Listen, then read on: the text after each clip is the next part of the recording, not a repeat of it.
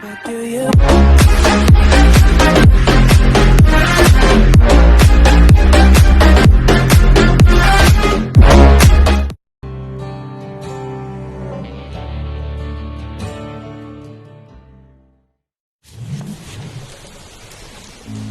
A few weeks after that dust-up at the OK Corral, I was still after Johnny Ringo.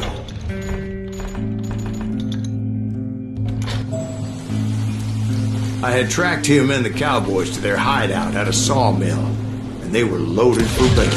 So what exactly did Johnny Ringo do to piss you off? Well, him and that other bastard. Roscoe Bob Bryant? Yep. They both deserve to die, and I promise I'll tell you why. But first...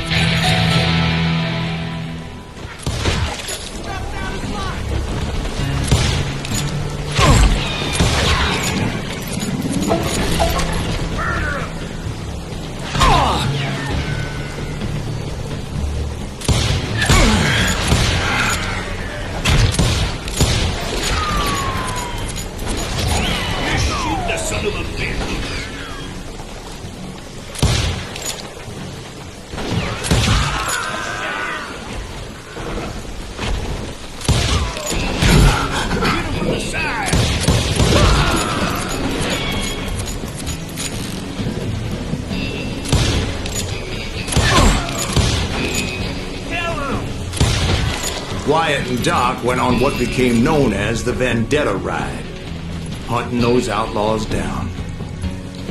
So when I showed up, that's who they thought I was.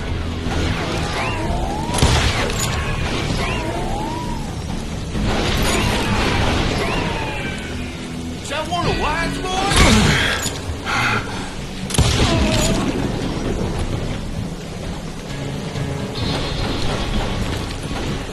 Kill that dickweed!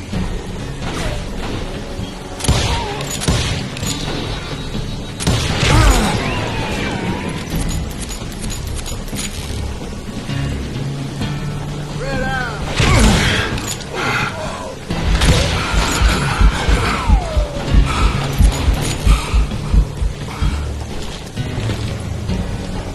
Murder that bastard!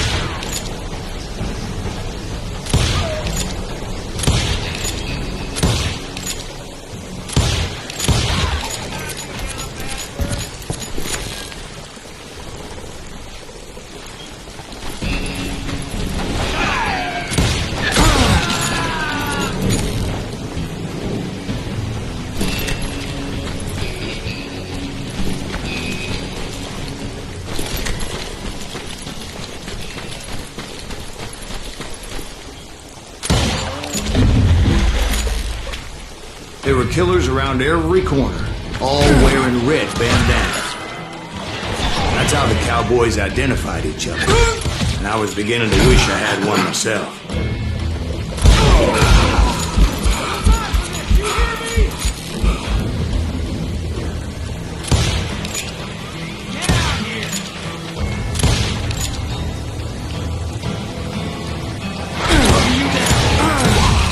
But I wasn't about to let Ringo walk away unscathed, and that's what drove me forward.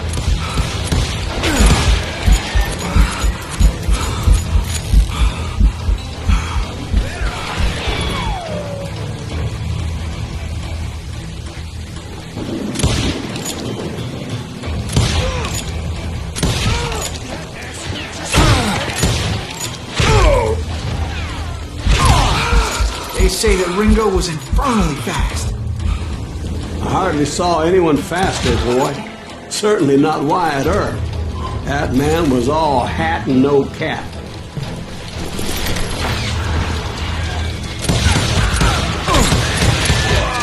Earp wasn't much of a match for him, but Doc Holliday might have taken him.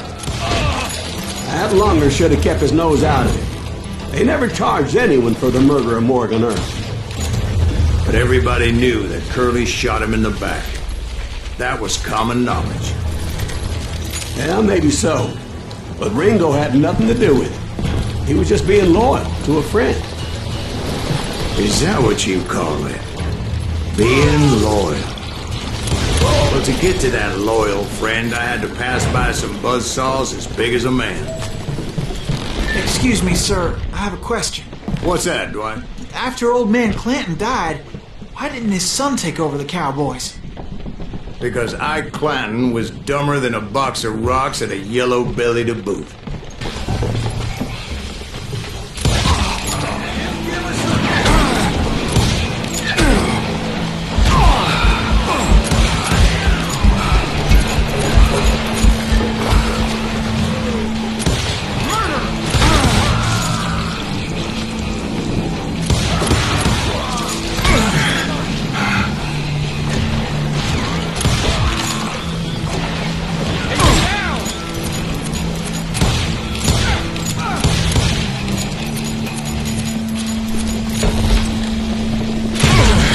So it wasn't easy, as those boys had good cover.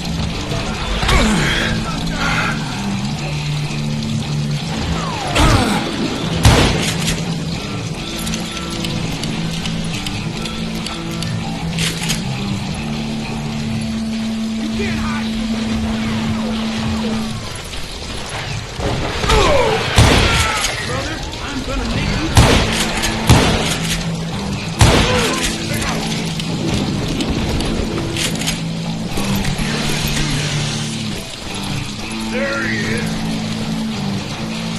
Easy around the corner.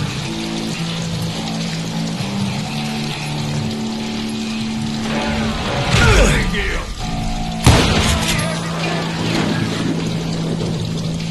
You ain't bothered? In for the kill.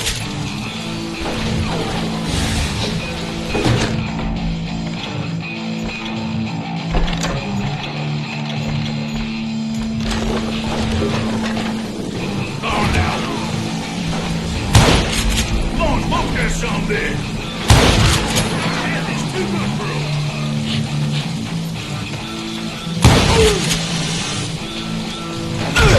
You are to get out of luck.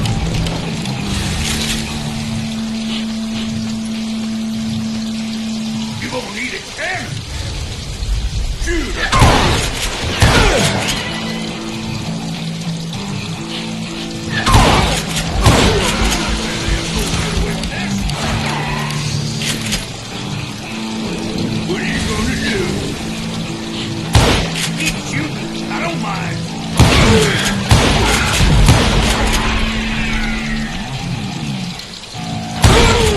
There were carts everywhere, piles of lumber, and God knows what else for people to hide behind.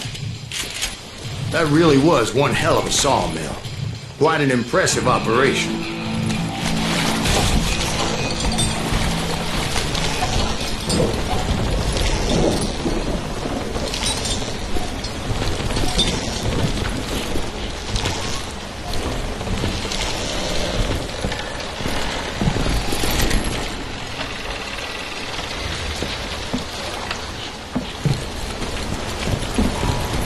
And where was Curly Bill? Did you see him? I'm about to get to that, Ben. Patience. I'm painting a picture here. There was this beautiful waterfall and a crystal clear stream that led to a verdant valley that was truly... Consider your picture painted. What happened next? Well, finally the bastards that were still alive made a last stand.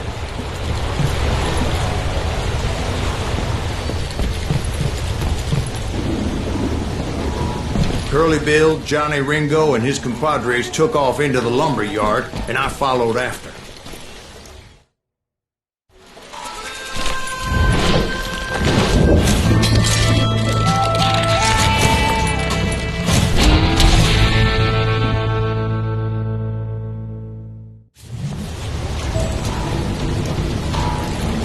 Are you saying they ran? Cowardice was not in Ringo nor Curly Bill's nature. No, sir. I never said they were running scared. They just wanted me out in the open. Time to dance with the devil! You working for Wyatt Earp? Did that shit you kill me? Got a lot of sand showing up here all by your lonesome.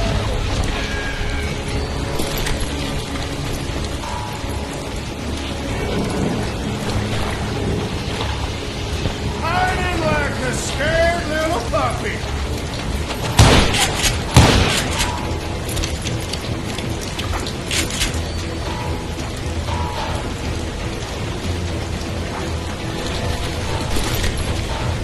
Come on, son.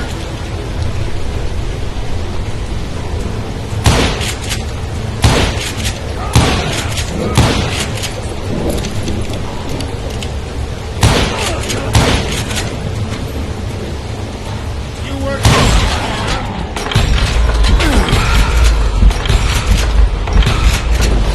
He's still standing. Come out, wherever you are. You're right here if you need me.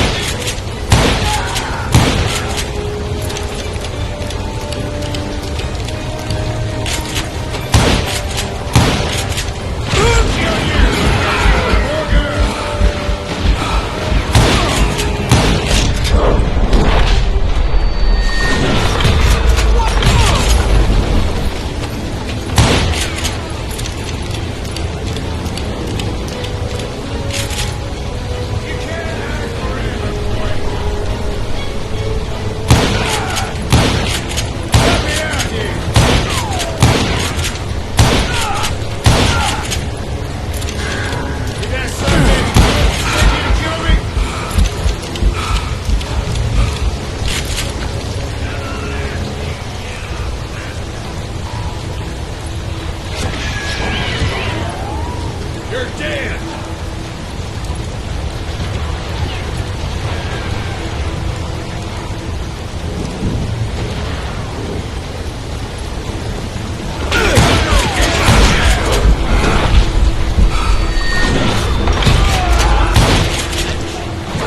Brocious gave me no choice but to take his life. But Ringo was nowhere to be found. I knew you didn't kill Ringo, because he was found dead in a different location altogether. To this day, his killer is still unknown. Indeed. Took me a few months before I finally tracked his ass to West Turkey Creek Canyon.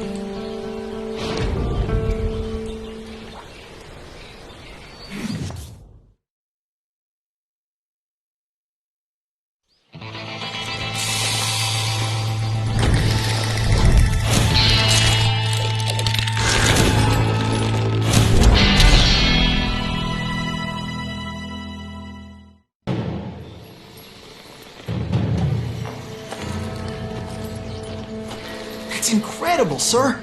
I always thought that Doc Holliday was the one that killed him.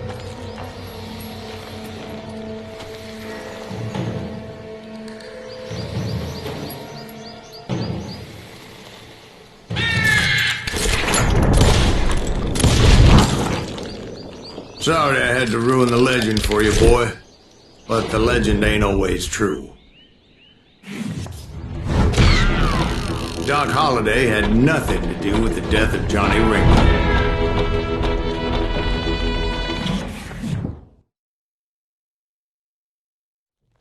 I was paid a healthy bounty for Ringo and Curly Bill, and realized there was real money to be made. That's why I went after Henry Plummer.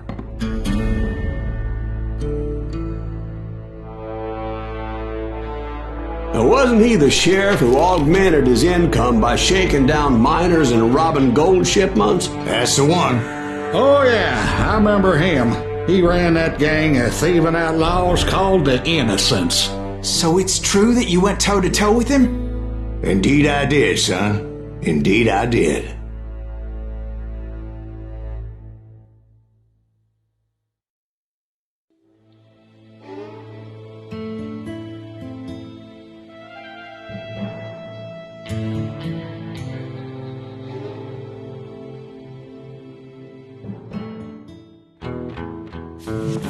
I knew I needed resources if I was going to track down Roscoe Bob Bryant, and hunting Plummer looked like a good way to get rich quick. As the local vigilantes exposed him as the leader of the bandits, and put a generous price on his head. Plummer rallied his gang to plunder one last gold mine before making their escape, and that's where I thought I'd find him. As my late father pointed out to me more than once, God made men. Samuel Colt made them equal. No one has the cojones to come after us. As long as you don't light up a cigar, we're fine. Besides, George is okay. Who the hell is that?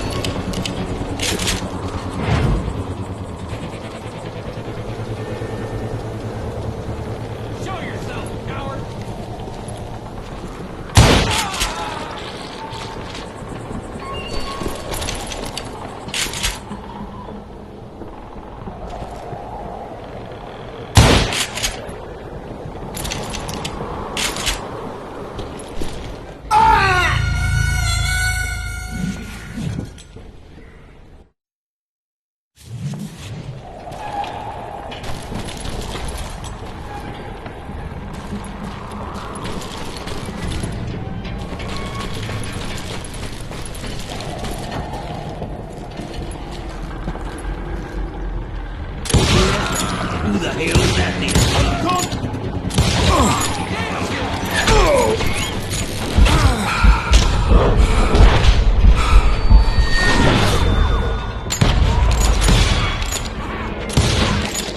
Come out, you yellow bastard!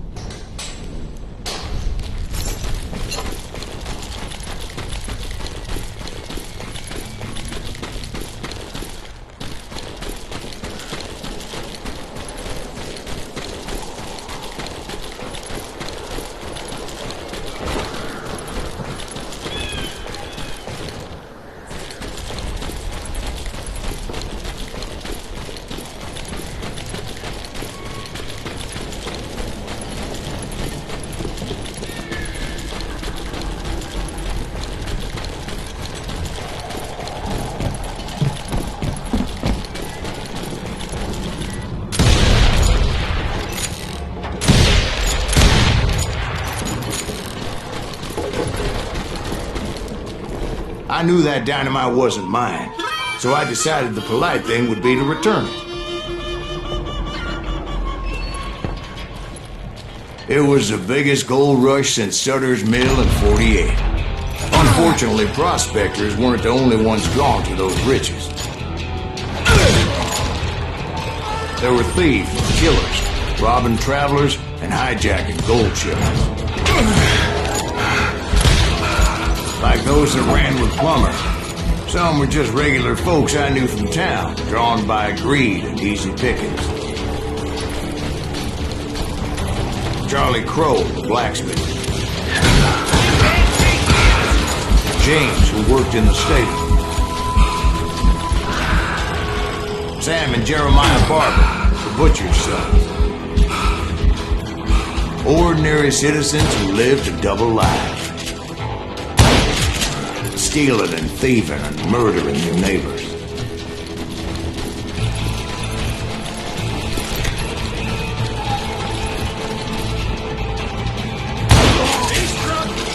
Of course, the rest were veterans of the Civil War. Stone-cold killers trained on the bloody fields of Shiloh and Antietam. Plummer had a lot of men on his payroll. A hell of a lot. That son of a bitch pretended to protect the public with one hand while stealing them blind with the other. He set up a defensive perimeter which I had no idea how to breach. Dangerous, desperate individual. I was outnumbered and in way over my head, but I was too damn stubborn and stupid to realize it. They must have thought I was tough, or had some kind of death wish, seeing as there were barrels of gunpowder everywhere. One stray bullet, one stray spark, and I'd be blown to hell and gone. Have any second thoughts about what I was doing? No.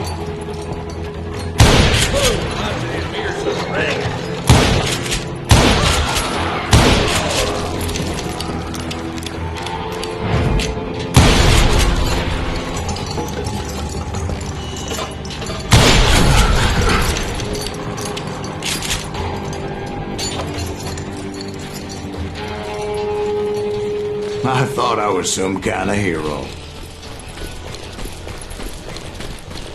I finally made it past and headed on to meet my destiny. But first, I had something I needed to figure out. I had a few ideas on how to get into that mine, but once I made my decision, I knew there was no turning back. So my first thought was to enter the nearest mine portal. I saw an entrance. Made sense. It was the quickest way in, but that also made it more dangerous, as there would undoubtedly be enemy pickets posted along the way.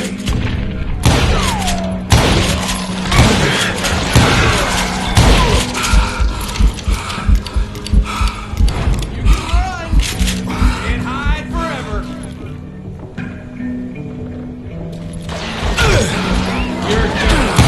Besides, once you enter a mine like that, it's easy to get all turned around. And that confusing maze of corridors wouldn't even be the worst of it. Some of those shafts could be as deep as hell.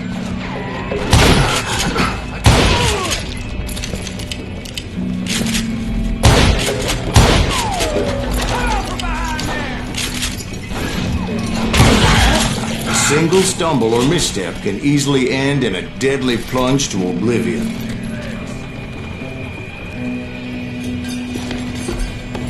I will drop you down a mine.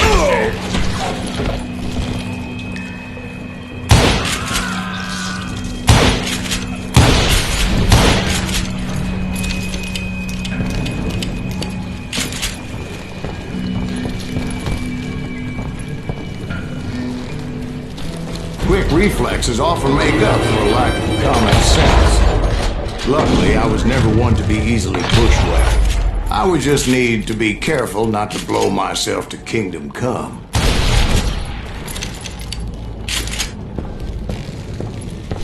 Take that ass! With all that gunpowder and dynamite everywhere, a body has to know what he's shooting at.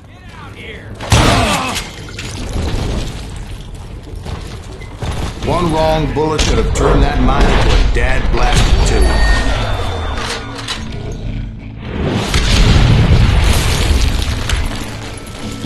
I freely admit that my plan of attack was not just moronic, but clearly exciting.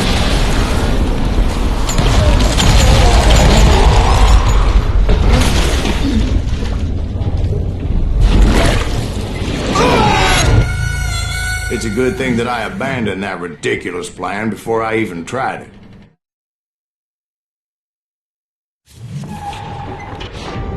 Instead, I spotted a ladder, a way into the mine from the opposite side.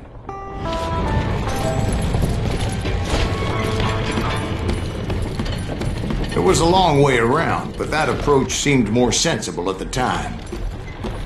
Of course, being I had a problem with heights, that scaffolding scared the bejesus out of me. Climbing down that ladder required some caution, because even though I had a younger man's reflexes, no man can dodge a damn bullet while climbing down a rickety ladder. I needed to make a leap of faith, which ain't easy when you're suspended between heaven and hell. I was determined not to give up, however. That Sheriff Plummer seemed quite the despicable character. When the vigilantes discovered what the sheriff was up to, people were outraged. That 10,000 they put on his head would go a long way to helping me find old Bob. And I had made it my mission to settle that score from hell or high water.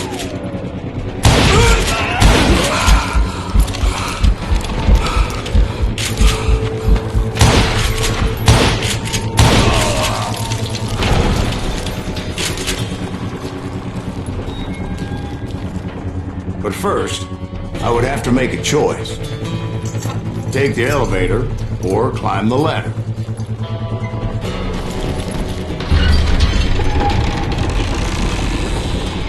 I picked the more convenient and more dangerous route.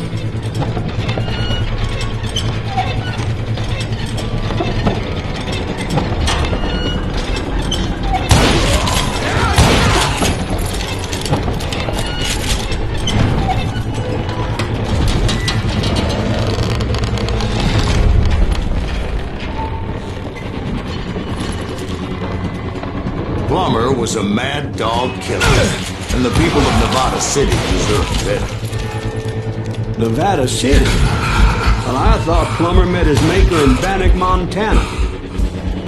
Right, well, he was the sheriff of both places at one time or another, but that's neither here nor there. The point was, taking him down would save a lot of lives, including my own.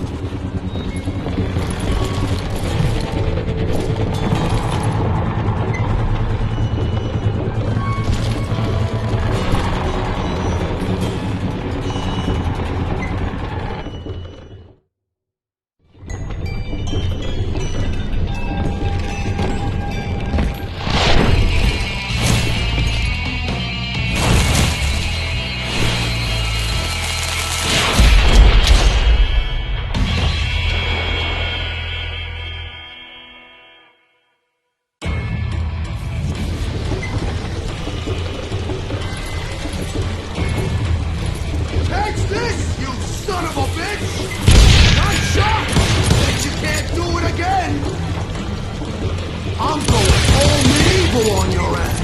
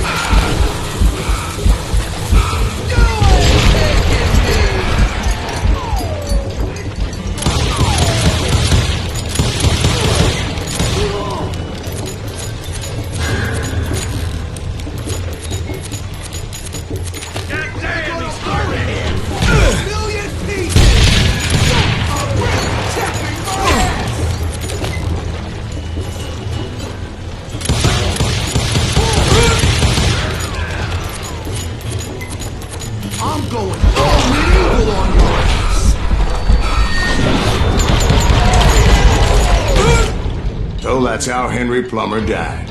Him and his crew were worth their weight in gold. And now, I was officially a bounty hunter.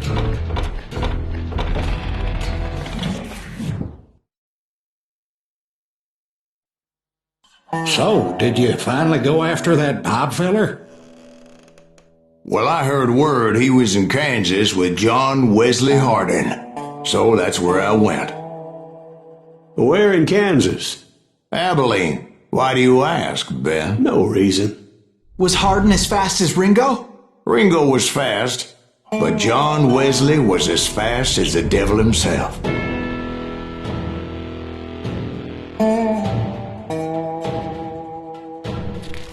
Hell, he killed his first man at 15. From that day forward, he had a price on his head and wouldn't back down for nobody, not even Wild Bill Hickok himself.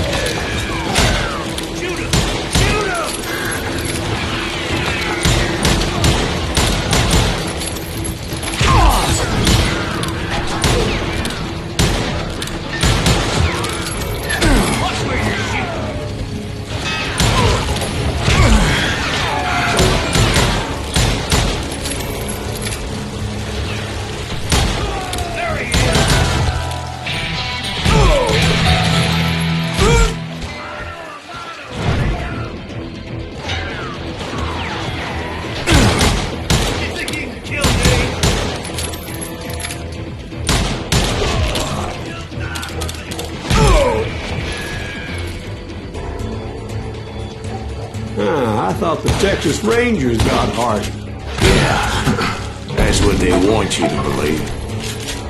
It was coldin' a witch's tit and a brass bra that night as I fought my way past his loyal compadres to the very same saloon we're sitting in today. Look around and imagine this place painted in blood. Hardin was waiting for me, and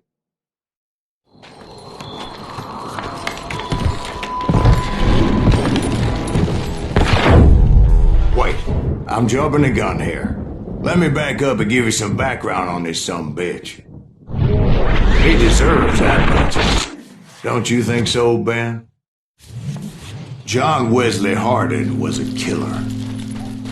By the end, he confessed to taking the lives of 42 men.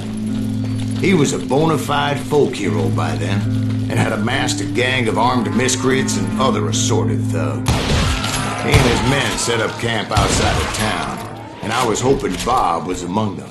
God damn it! Shoot that son of a bitch! They didn't ask why I was there. They knew. Most of them were wanted as well. I figured Hardin was here somewhere, but to get to him, I'd have to get past his gun hands. And that was easier said than done, as most of them were as foolish and full of bravado as I was. I had to spill a lot of blood to find out Hardin wasn't in that camp. He was carousing in town with his closest friends. Hardin's boys apparently didn't want me to reach the close head. Someone's coming for him! Some were hightailing it into town to inform their jefe of my unwelcome presence. I wondered if Bob was among Boys them. know we got another law dog.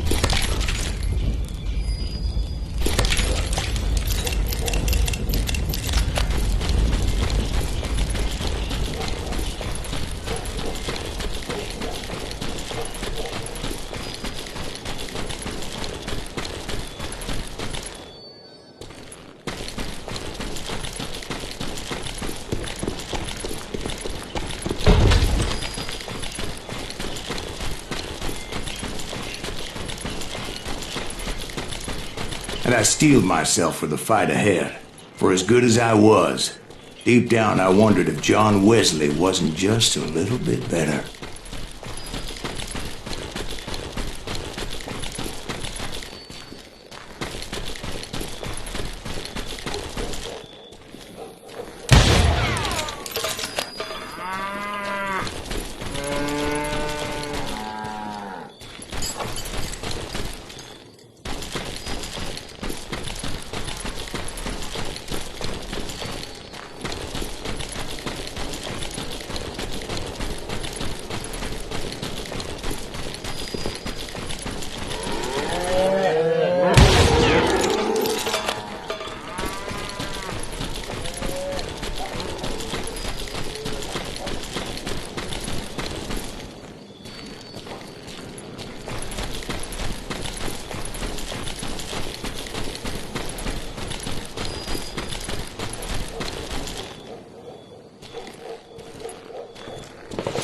Before I could test my mettle against Harding, however, I would first need to dispatch a cadre of hired killers. Most of these degenerates were beyond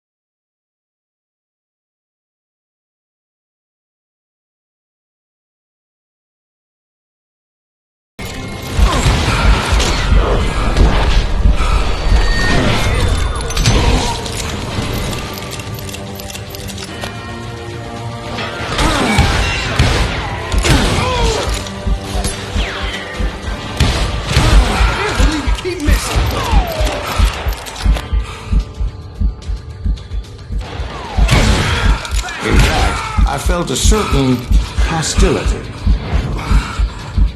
That's right.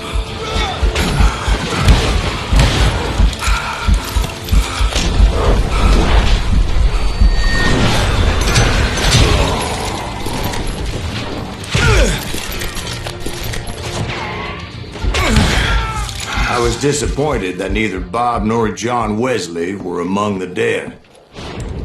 But that was short-lived, as a moment later I was facing down the fastest gun in the West.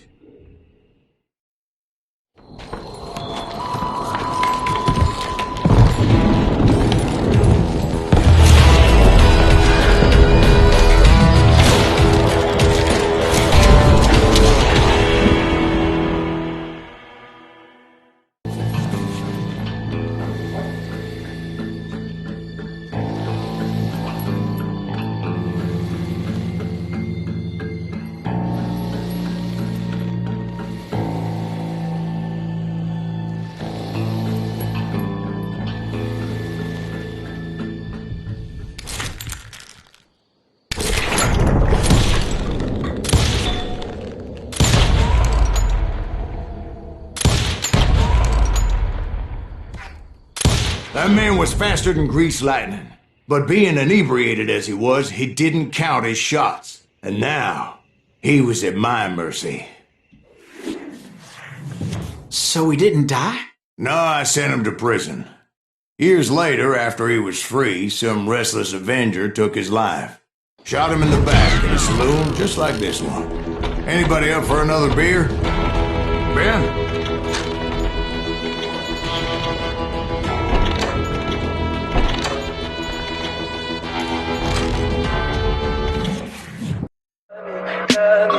Tell me pretty lies, look me in the face. Tell me that you love me, even if it's fake.